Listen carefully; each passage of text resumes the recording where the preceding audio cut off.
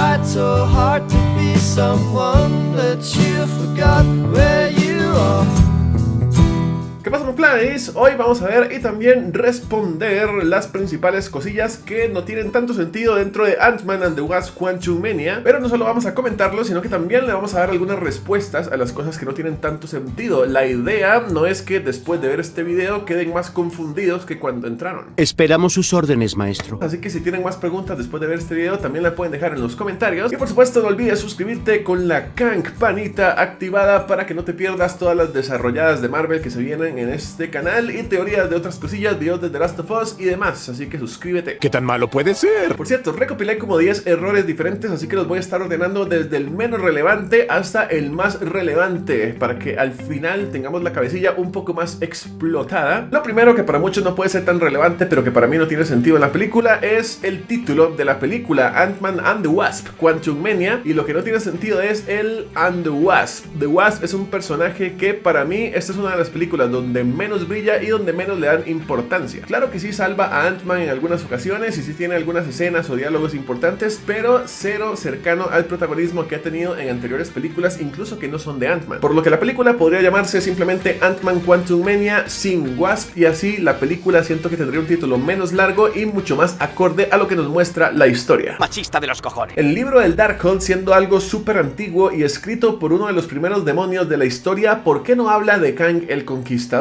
Y antes de seguir se estarán preguntando qué demonios tiene que ver el Darkhold, ¿acaso salió en la película? Pues ya les voy a explicar. Más claro, Doc. Resulta que tanto en WandaVision como en el multiverso de la locura se nos dio a entender que después de que Wanda empezó a estudiar el Darkhold y fue corrompida por el mismo, fue cuando ella comenzó a tener la idea de viajar por el multiverso para quedarse en un sitio donde sí estuvieran sus hijos. Entonces fue después del estudio del Darkhold que Wanda descubrió la existencia de América Chávez y la vio como la única posibilidad en todo el multiverso para robarle el poder y así ella poder también viajar en el multiverso. Esto solamente nos confirma que el Darkhold no hablaba de Kang el Conquistador y tampoco hablaba de la silla del tiempo, porque en Ant-Man the Wasp: Quantumania se nos confirma que esta silla que tiene el Conquistador sirve para viajar no solamente en el tiempo, sino también en el multiverso. ¿Qué intentas decirme? Si Wanda hubiese sabido que existía una silla del tiempo, quizás en vez de buscar a América Chávez también hubiese buscado a Kang el Conquistador para robarle la silla y hubiésemos tenido una pelea súper épica en el multiverso donde Wanda empieza a buscar variantes de Kang por todo el multiverso para robarle la silla y para poder ella usarla para estar con sus hijos. Un digno oponente. Si esto hubiese pasado, no solamente la batalla habría sido legendaria, sino que Doctor Strange no hubiese intentado detener a Wanda, porque a Doctor Strange ¿qué le importa que Wanda quiera matar a Kang el Conquistador? Les hubiera gustado que en vez de que Wanda cazara a América Chávez, estuviera cazando a Kang el Conquistador y la silla del tiempo como una alternativa para viajar entre el multiverso. ¡Me encantaría! Hablando del Conquistador, me estuve preguntando durante toda la película, ¿será que acaso Kang el Conquistador, siendo uno de los hombres más inteligentes del multiverso y teniendo tecnología que está siglos avanzada con respecto a la tecnología del presente del UCM, esto confirmado por Janet, ¿por qué demonios Kang el Conquistador no fue capaz de recrear las partículas PIM para él mismo poder encoger su fuente de poder y hacer funcionar su silla del tiempo? De hecho, esta pregunta se vuelve más interesante cuando pensamos que hasta MODOK estaba siendo su ayudante, y antes de ser MODOK era Darren Cross, un personaje que también tenía experiencia con cosas que se encogían. Hasta Ebony Maw, el hijo de Thanos en Avengers Endgame, tuvo la capacidad de recrear las partículas PIM para hacer que la nave de Thanos viajara en el tiempo y pudiera meterse al futuro del UCM y tener la batalla final. Yo también tengo algo de científico. Entonces, me están diciendo que ni Kang, que es uno de los más inteligentes del multiverso, ni el antiguo Darren Cross pudieron ingeniárselas dentro del reino cuántico para ellos mismos desarrollar alguna tecnología para encoger ese reactor, y hasta que no volvió Janet al reino cuántico o hasta que no se encontraron a Ant-Man no podían encogerlo. ¿Por qué pasaría eso? ¿Qué escritores tan flojos? Esto, más que un error de guión, lo podemos justificar de dos maneras. La primera es que MODOK ya es un completo inútil, así que es irrelevante que antes haya tenido experiencia con la tecnología PIM si hoy en día MODOK ya no servía para nada. Solamente era una máquina diseñada para matar pero sin motivaciones y un personaje asquerosamente escrito, así que olvidémonos de que MODOK de todas formas más era la mano derecha de Kang porque no es inteligente en esta película como si lo es en los cómics. Me das asco. Y por otro lado, en los mismos cómics vemos cómo constantemente Kang el Conquistador, a pesar de ser un visionario y a pesar de ser uno de los hombres más inteligentes del multiverso, él constantemente se inspira en personajes y en vengadores y en villanos de todas las épocas para desarrollar nueva tecnología. Por lo cual podemos pensar que en esta película de Quantumania, Kang se ha inspirado muchísimo en lo que Ant-Man puede hacer para en el futuro el poder recrear tecnología PIM y también poder encoger y desencoger cosas si lo necesita. Quizás el error de Quantumania fue que Janet lo presentó como un dios capaz de hacer lo que sea, pero realmente no es capaz de hacer lo que sea ni siquiera en los cómics. Él necesita constantemente aprender y no es capaz de hacerlo todo. Así que posiblemente tanto Ebony Maw como Thanos eran más inteligentes que el mismo Kang el Conquistador, o al menos podían recrear las partículas PIM con más rapidez, algo que Kang nunca pudo hacer allá abajo encerrado en el reino cuántico. ¿Está claro? ¡Sí,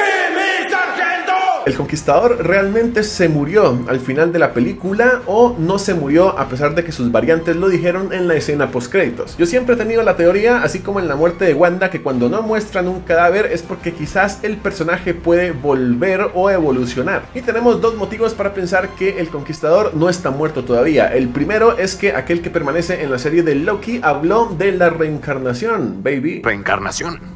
Baby. Aunque por otro lado lo que se ve en la película es que a Kang lo absorbe esta caja, así que podemos pensar que Kang estaba aquí dentro, en el mismo sitio donde Ant-Man se estaba clonando constantemente. Si Kang entró a este sitio, podemos pensar que está ahí encerrado y se está clonando y se está volviendo loco y nunca va a poder salir de este sitio hasta que alguien lo vaya a sacar en el futuro, si es que lo sacan. Por cierto, todo esto de la caja de Schrödinger que se mencionó en la película, las probabilidades y las decisiones, lo voy a explicar en un futuro videillo de Easter eggs, así que activen la campanita. ¡Sí, mi sargento! Janet Van Dyne estaba aterrada con el reino cuántico en Quantumania, sin embargo, en la postcréditos de Ant-Man 2, ella sin ningún problema deja que Scott se meta al reino cuántico para recoger partículas. ¿Esto es una incoherencia o no? En principio sí sería una incongruencia, porque en Quantumania ella apaga la máquina de Cassie por la simple posibilidad de que Kang pueda percibirla de alguna forma. No entiendo. Yo sí. Pero esto se explica con lo que ya hemos visto otras veces, y es que ya se ha confirmado también en la película que el reino cuántico tiene casi una infinita cantidad de niveles y Kang simplemente está en uno de estos niveles que se encuentra más allá del vacío, por lo que en los postcréditos de Ant-Man and the Wasp se da a entender que Ant-Man baja hasta un punto que no es tan profundo, así que ahí jamás se iba a encontrar con Kang el Conquistador y por eso Janet no tenía miedo de que algo malo fuera a pasar. Eso tiene sentido para mí. Entonces, profundizando bien el tema de los niveles del reino cuántico, recordemos que en la película Janet nos dice que Hank Pym nunca llegó a conocer como debe ser el reino cuántico porque nunca vio más allá ni del vacío ni de la subatómica. ¿Qué significa esto? Que posiblemente antes de pasar el vacío y la subatómica todos los niveles son así, niveles sin vida inteligente aparente, quizás donde hay algunos virus o algunas bacterias o algunas cosas microscópicas, pero en estos niveles que todavía no son tan profundos es imposible encontrarse ciudades evolucionadas o criaturas inteligentes. Simplemente son niveles donde se pueden conseguir ciertas partículas que servirían en la superficie, pero no hay nada extraordinario. Lo cual me hace pensar que justamente más allá del vacío, que es lo que mencionó Janet, solamente hay un nivel más. Y este es el nivel que ya vimos en Quantumania, un nivel con superficie, vida inteligente y Kang desterrado. Está en lo correcto. Lo siguiente sí les puede volar la cabeza y necesito que pongan bastante atención para que lo entiendan, saquen sus libretas y abrochen su cinturón. La luz azul, Rosy. Otras veces nos hemos preguntado si el reino cuántico es un lugar único en el multiverso o si existen infinitas versiones del reino cuántico, así como existen infinitos universos. Y gracias a la serie de What If casi podíamos confirmar que el reino cuántico sí tenía múltiples variantes, porque en una versión del reino cuántico Janet se encontró con el virus zombie y así es como vemos la historia del episodio 5 de Marvel Zombies. Entonces sí existirían múltiples versiones del reino cuántico, en unas hay virus zombies, en otras no, y así hay infinidad de variantes del reino cuántico, pero no. Está en lo correcto. Lo que yo concluí es que sí existen múltiples versiones del reino cuántico, pero hasta el punto del vacío. Antes de llegar al vacío, donde están los virus, donde están las bacterias, donde Ant-Man puede quedarse ahí flotando y donde el tiempo, 5 años son 5 horas y todo eso, ahí es donde podemos encontrar infinitas versiones del reino cuántico. En unos reinos cuánticos hay virus zombies, en otros no hay virus zombies y podemos encontrar todo tipo de variaciones. Pero si nos seguimos encogiendo y pasamos más allá del vacío, como dice Janet Van Dyne, entonces más allá del vacío, ahora sí, solo existe un solo sitio en todo el multiverso. Te daré 10 chelines.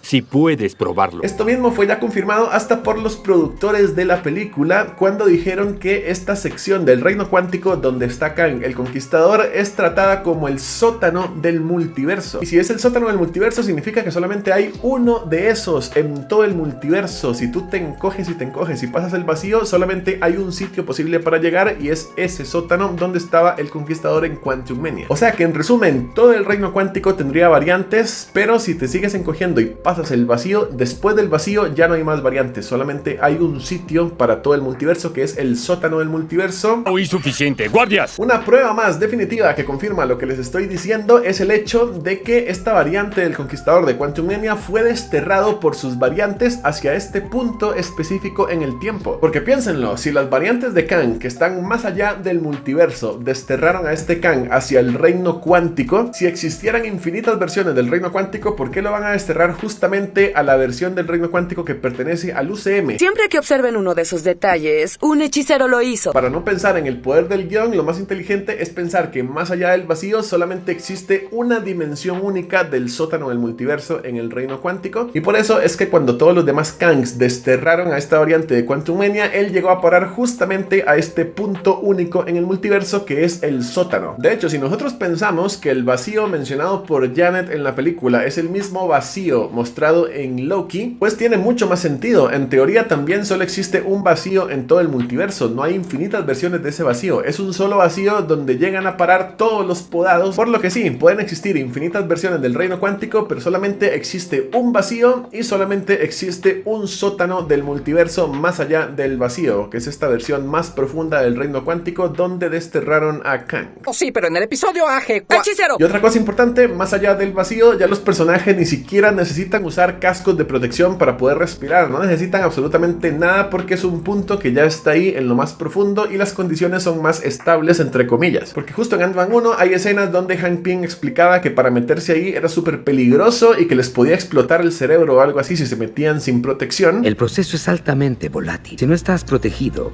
con algún casco especial, afecta el cerebro y su química. Pero en Quantumania los personajes estaban ahí conviviendo perfectamente sin que les explotara el cerebro, por lo que podemos pensar que más allá del vacío ni siquiera se necesita protección e incluso hay aire respirable. ¿Entendiste? Sí. Pasando a la temática de las escenas postcréditos, sabemos que las variantes de Kang se reunieron cuando se dieron cuenta de que la versión de Kang exiliada había sido asesinada, lo cual me hace preguntarme, si todos los Kang se reúnen cada vez que un Kang se muere, ¿por qué no se reunieron cuando Sylvie asesinó a aquel que permanece, que en teoría se murió antes? Qué buena pregunta. Aquí hay dos explicaciones posibles. La primera es que aquel que permanece era una variante que él mismo se había exiliado y estaba totalmente desconectado de todo el multiverso. De hecho, su motivación era mantener la sagrada línea del tiempo sin ramificaciones para que nunca se fuera a conectar con ningún otro universo y que sus variantes jamás pudieran acceder al UCM ni a él mismo. Por lo cual es muy posible que si este Kang estaba tan separado de todas sus variantes y hace tanto tiempo estaba súper exiliado, entonces puede ser que su muerte ni siquiera haya sido sentida por las demás variantes. Está en lo correcto. Pero la segunda explicación, McFly, sí que les puede volar la cabecilla, así que una vez más abrochen ese cinturón si se lo habían soltado, porque no se lo pueden soltar en todo el video. ¡Sujétate!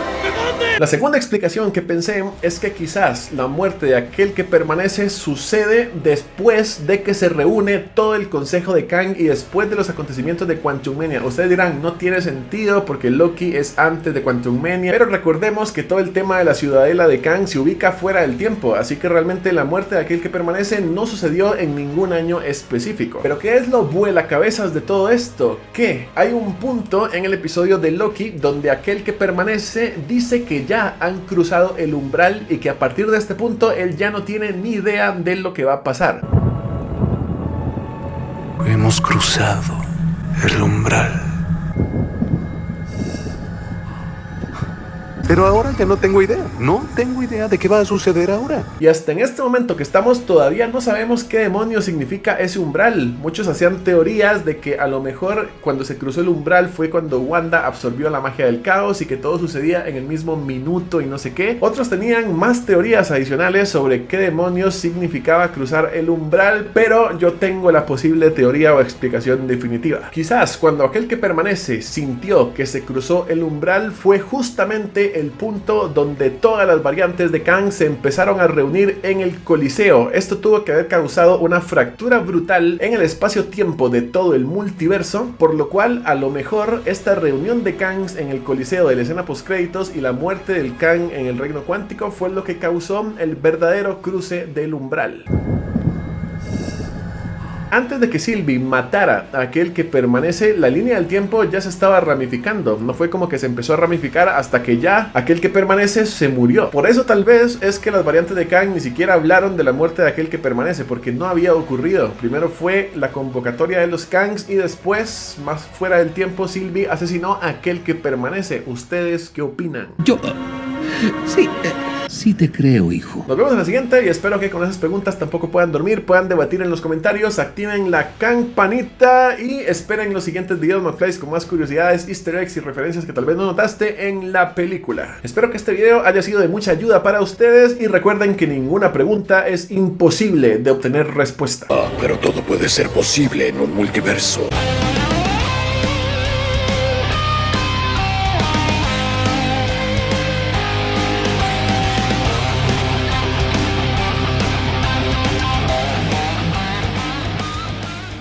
Preguntilla extra para la escena postcréditos. ¿Cuál será la variante de Kang principal para Kang Dynasty y para Avengers Secret War? ¿Será acaso el Kang Beyonder? Todo puede ser posible en un multiverso.